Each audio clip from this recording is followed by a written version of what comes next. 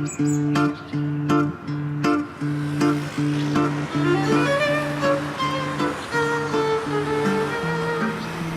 name's Andy Hodkinson. 15 years ago, I left the northeast of England to embark on a new life in Spain. That was a big, life-changing decision. But my story is not another tale about the life of an Englishman living abroad in a quaint country. It's about new encounters. And that sometimes you come across changes by chance, things that connect you to new people and experiences. How can I describe it? A sort of inadvertent adventure. Man wanted for journey to the east. Low wages, long hours. That sounds intriguing.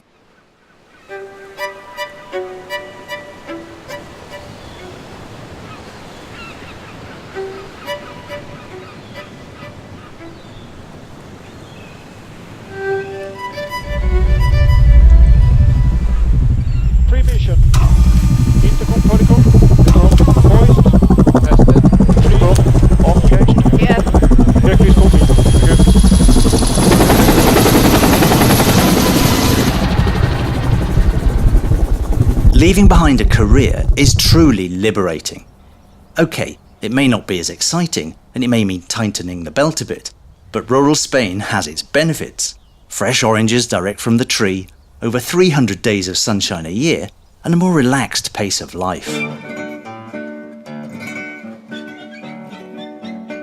Nowadays, work for me is running a holiday home, which is also an ongoing labour of love.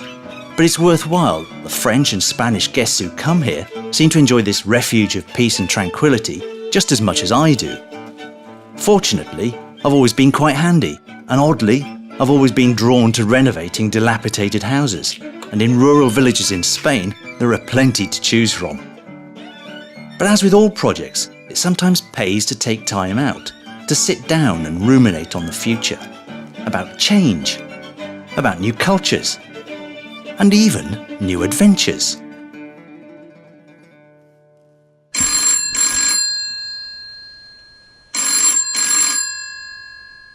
Oh, hello.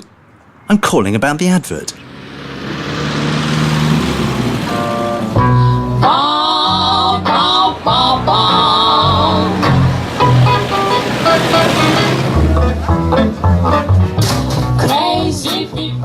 On the other end of the phone was Jose Luis. He's from Seville in Andalusia, and he's quite a character. People have told him he was born in the wrong century, and I can truly believe them. But let me tell you a bit more about him. He studied art and history. He certainly knows his Renaissance from his Romanticism, and maybe it's this that makes him seem he's from another time. They say it's the sign of a true history buff that they live in the past wanting to see things firsthand. Also, he's a great lover of music. In his youth, a classically trained pianist. I gather he still plays a bit now. In the 17th century, he'd have been the type that would have done one of those grand tours. But in a way, he's already done it. Not many can say they've been a TV foreign correspondent in the Middle East.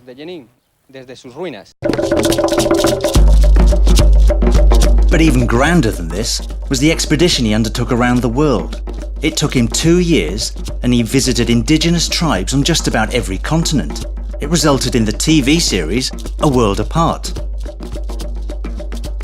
He's certainly got the experience, and his enthusiasm and eternal optimism has me completely hooked. Bizarrely, he seems interested in me, so we arranged to meet.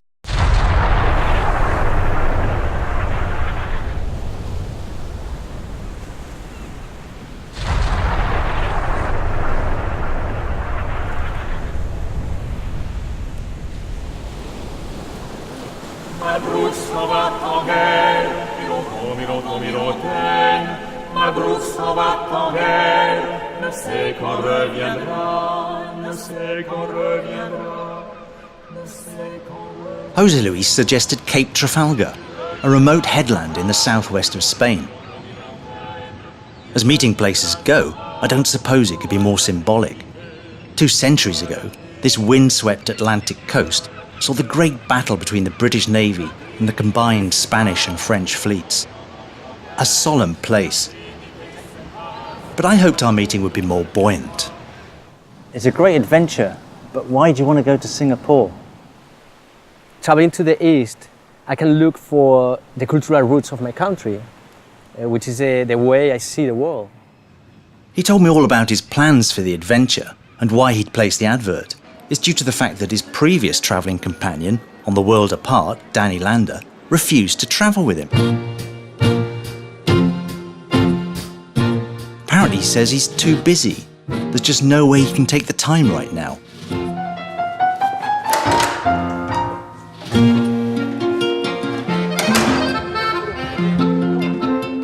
Although I have my suspicions. It may have something to do with an overturned car in the Mongolian desert. I think I'll offer to do the driving.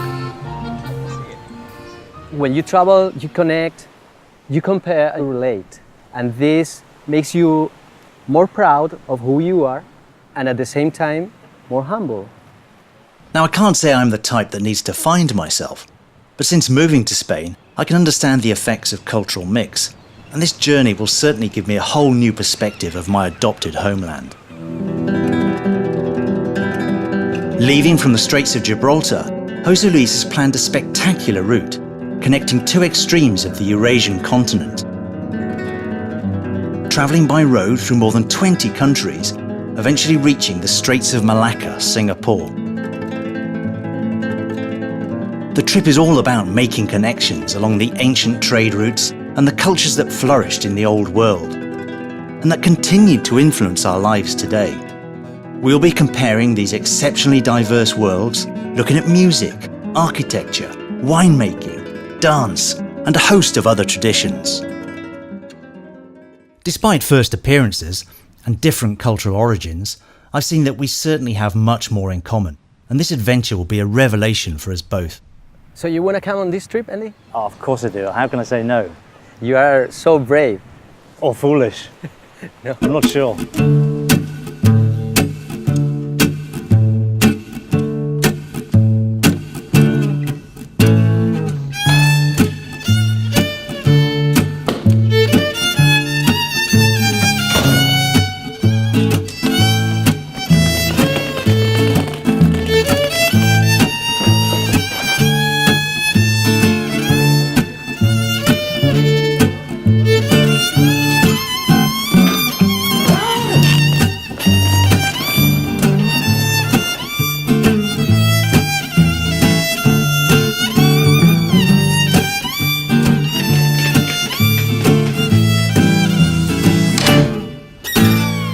There's no going back, and a date is set. We aim to leave a couple of weeks later from an equally emblematic point, somewhere iconic, a place that represents both our national origins. Somewhere neutral. Gibraltar! Well, it nearly ticks all the boxes, but this contentious rocky promontory jutting out from Andalusia does share something in common with its neighbouring Spanish region. They both derive their names from Arabic words. I decided to arrive early and have a quick look round this incongruous piece of the Iberian Peninsula. A typical British high street makes me feel like I've been transported back in time and place. To avoid a political incident, we meet just by the border. Jose Luis and I have our cultural differences, but it's not fair to say he was characteristically late. Let's just say I was too punctual.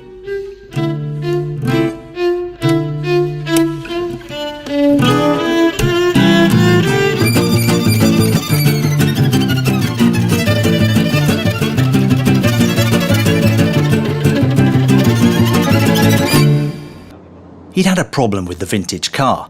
Not surprisingly, the owner wanted it back. Never mind, it probably wasn't suitable for our long voyage. We headed north along the Mediterranean coast, and call me an old romantic, but just before sunset, I wanted to show him the area where I live, the spectacular weathered sandstone cliffs overlooking the Bay of Valencia.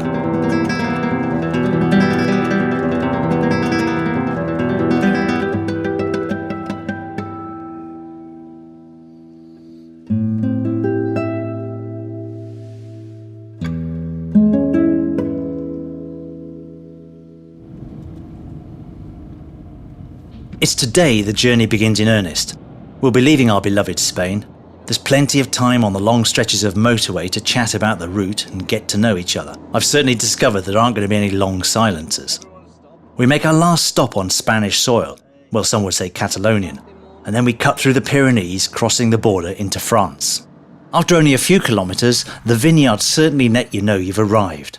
Osiris wants to stop in Collioure, an attractive seaside town, an historical haven for artists such as Matisse, Derain and Picasso. And you can see why. It's a lovely place indeed, but I brought you here for a different reason. Yeah? Yeah, Oh, I love surprises. it's just here. The surprise, it turns out, is a social visit to a graveyard. A very special place for me. This is the grave of Antonio Machado, born in my city. Oh, Seville. Yeah, one of the greatest poets in Spanish language. Must be quite emotional for you. Yeah, it is. Yeah, take this. You might need it. Thank you. I'll leave you a minute.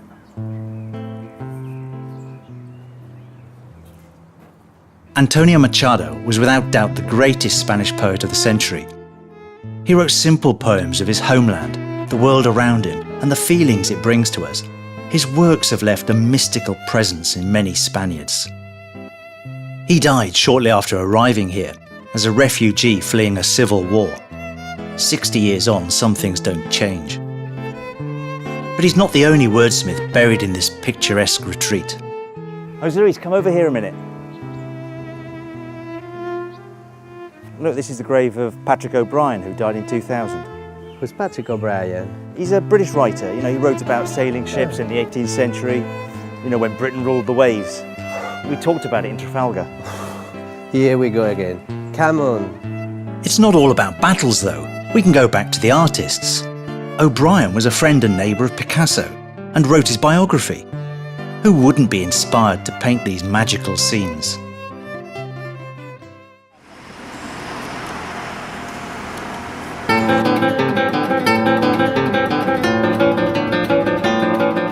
We leave Collioure behind and make the long drive to Italy in a day, passing the beautiful Côte d'Azur and the Italian Riviera. Not that we saw much of it on the motorway, what with a tight schedule and an overwhelming 101 tunnels before we get to Genoa.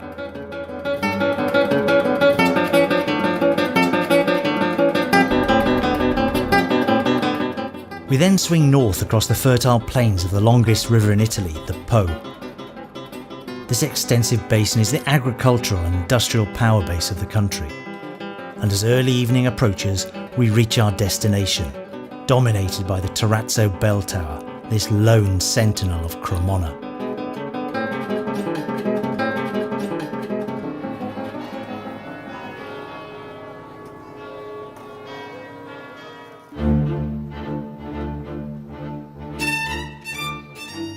Cremona may not have the grandiose architecture of some of its more famous neighbours, but it still has an impressive provincial charm and a style of its own. But above all, it has an exceptional musical heritage. Since the 16th century, it's become world-renowned. Amati, Bergonzi and Guarneri are the luthiers who built its reputation. But for many, it's Antonio Stradivari who put this place on the map. We meet Francesca outside his house and workshop. The house is privately owned, and despite its historical significance, it has a kitchenware shop on the ground floor. But upstairs has a more authentic atmosphere.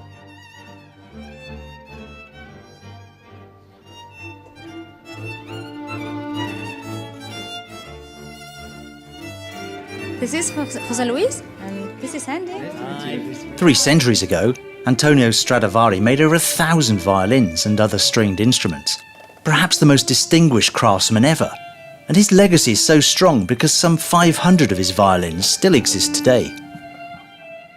And has this place something special when you are making a violin? Knowing that also Stradivari worked here, and I think he worked in this or in that room.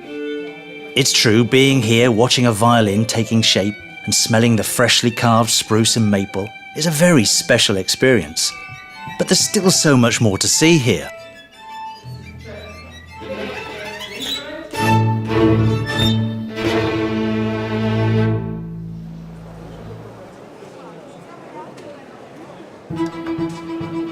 All around Cremona you're transported back in time.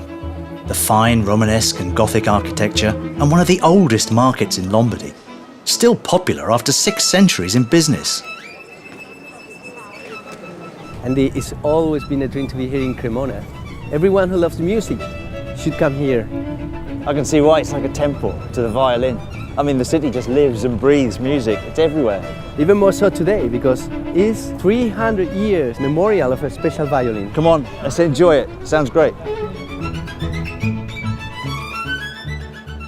Despite the fascist-era architecture, this museum is now a shrine to the violin.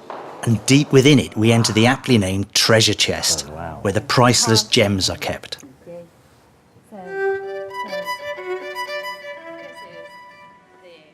This dark and velvety room houses a dozen of the world's most expensive violins. And these are some of the oldest violins? Yes, there is not an oldest violin in the world. But we've come to see one in particular. It's not the oldest, but today it's special, because the violin, called Il Cremonese, celebrates its 300th birthday. This is the very star of the collection. This is the Stradivari Cremonese 1715. Wow. Yes, So this is the summit, right? this is the summit. Nothing better after this one. Nothing better after that. And soon, it's going to get a special treat.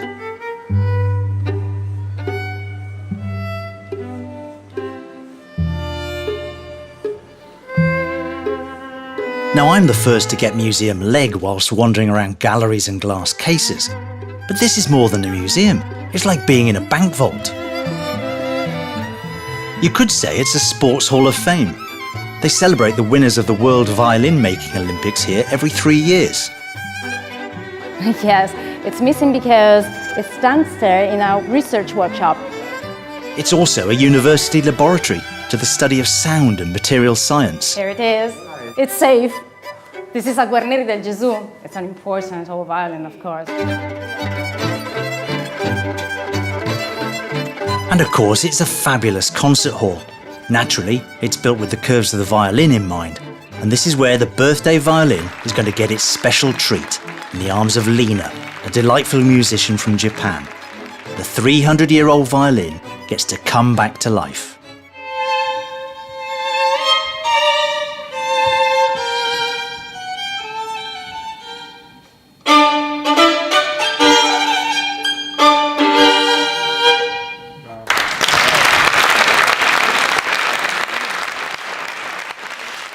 Cremona is home and work to some 200 luthiers, making all manner of stringed instruments.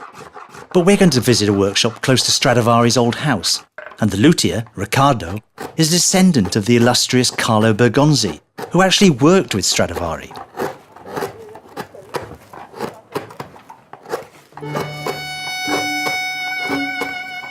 The origins of the violin go back to instruments that came from the East, like the Byzantine lira or the Persian rabab. But what interests us is, why did this place become the production centre of the stringed instrument universe? We can see in everywhere violins and music. And we wonder, why Cremona? Un'interpretazione legata alla presenza a Cremona di musicisti e compositori all'epoca molto importanti, come Claudio Monteverdi. This is Claudio Monteverdi, born in Cremona. Due to him, there was a huge transformation in music. He made opera what it is today. His works really engaged with the growing audiences, and the new style he introduced meant that instruments had to adapt. È stato il primo compositore a allargare l'orchestra, l'organico, quindi aveva bisogno di strumenti. Cremona ha seguito la sua necessità. Quieter instruments used in chamber music went out of fashion, and instruments like the violin that could take part in louder orchestral works took centre stage. And this led to a golden age of luthiers here in Cremona. So Riccardo, when you're building the violin, it's just using your hands, or have you got the musician in mind? And Alla fine è un manufatto che fare con la tua esperienza, col tuo vissuto sicuramente. Questo è un lavoro artigianale, è normale che alla fine tu metti te stesso nel lavoro. And who gives the soul to the music? The violin maker or the musician? Il liutaio è un personaggio che dietro le quinte. Noi lavoriamo, cerchiamo di fare il meglio. Lo strumento appena esce dalla bottega ha bisogno di un periodo di, noi diciamo, rodaggio, cioè di essere suonato e di essere sviluppato, e quindi prende la direzione che un musicista gli ha voluto dare. Il nostro è un artigianato d'arte, lo diventa nel momento in cui un oggetto come quello di Stradivari ha una storia, è passato di mano in mano, ha fatto migliaia di concerti, cioè allora diventa un oggetto d'arte. All'inizio è uno strumento. What are you looking for constructing instruments? Il suono è anche la cosa più affascinante per un liutaio, cercare il suono. In più c'è un altro aspetto, cioè il fatto che a Cremona siamo tanti liutai e quindi c'è una grande concorrenza, perché un musicista passa nel mio laboratorio, prova, poi esce e va negli altri laboratori. Se alla fine del giro dovesse decidere di comprare un mio violino è una grande soddisfazione, perché io sono stato in concorrenza diretta con tante botteghe. Tu sei costretto a cercare sempre il livello più alto.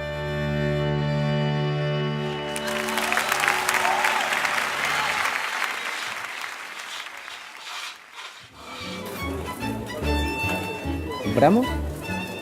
It's big? It's big. Big. We can cut it. Okay.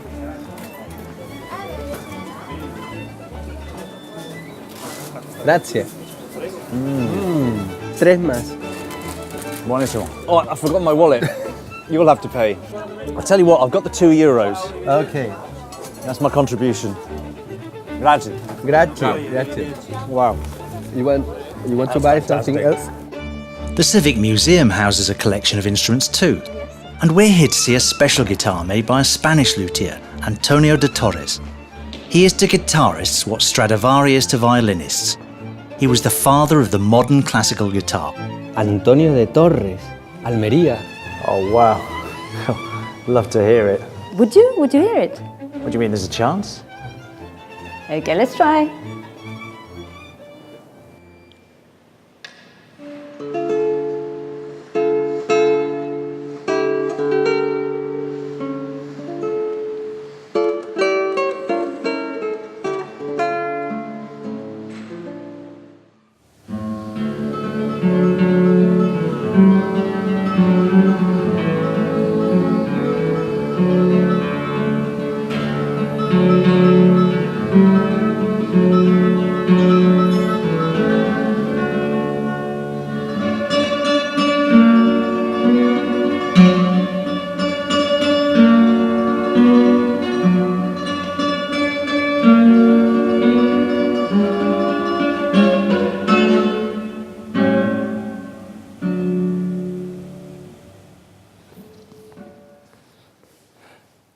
That piece of Spanish music, and in particular this Spanish guitar, takes me back to where it was born, Almería.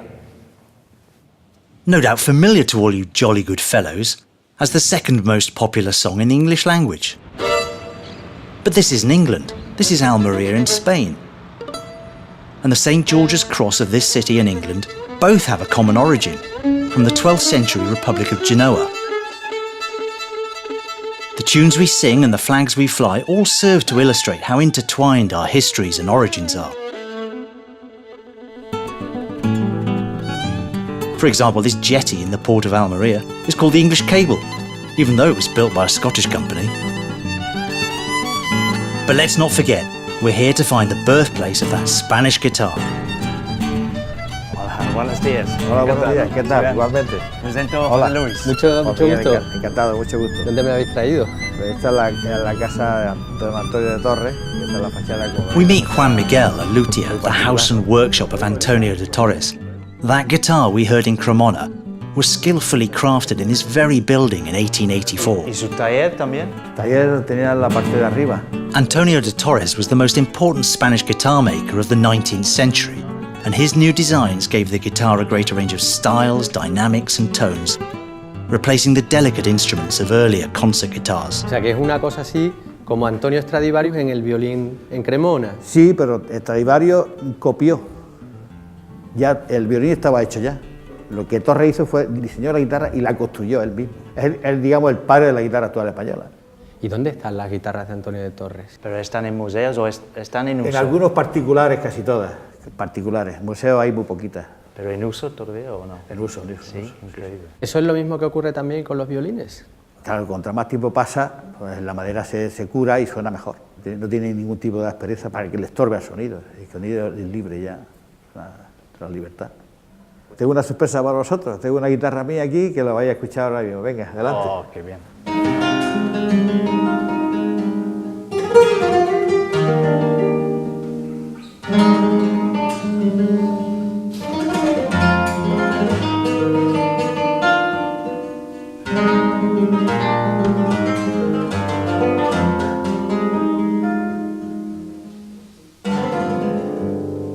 Si queréis, pues os invito a mi taller y que pasáis por allí y os explico un poco. Bien, venga, vamos.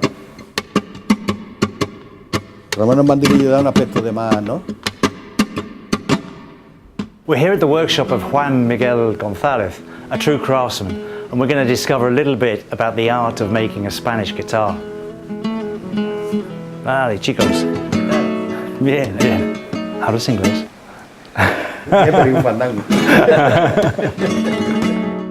Juan Miguel is the last legacy of Antonio de Torres in Almería. Juan Miguel's father was taught by the Moya family, who worked with and learned from Torres himself.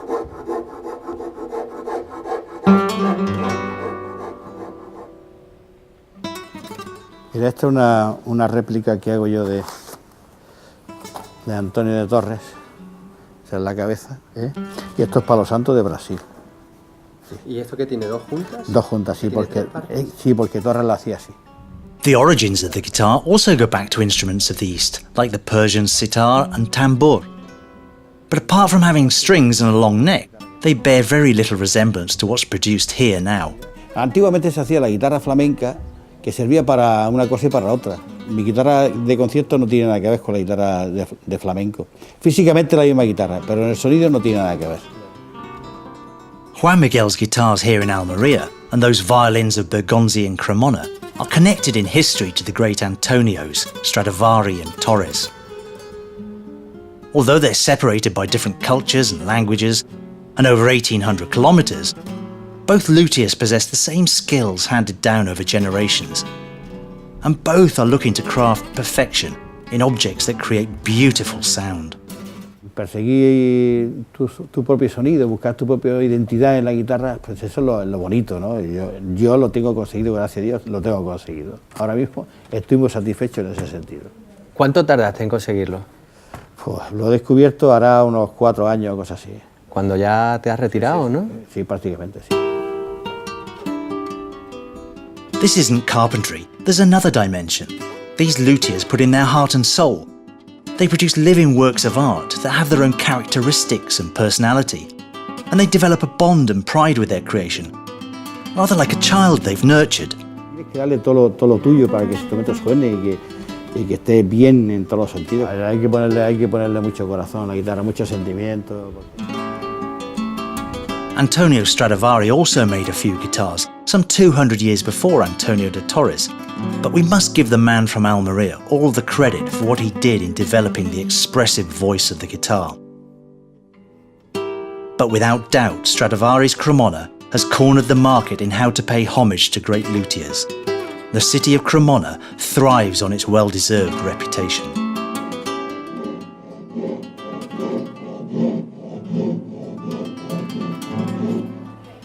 Panettone. Let's go.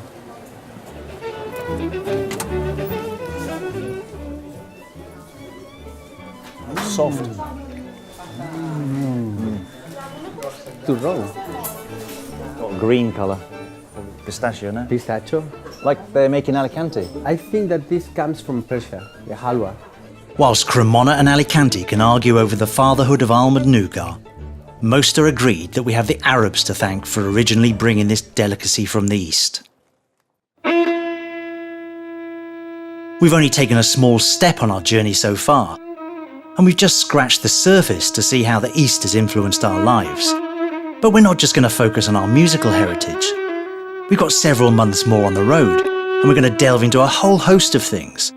As we head east on the road to Singapore, we're going to look at gastronomy, architecture, dance, agriculture, winemaking, and probably many other surprises that will no doubt cross our path.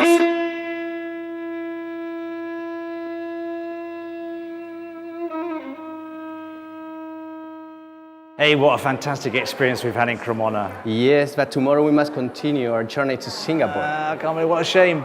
Not that much. We have tickets. Oh gosh, the cellist of the Berlin Philharmonic. It's a special farewell. That's why you're looking so smart and poshed up. And what happened with you? Oh no, I should have made a bit more effort. Okay. Really.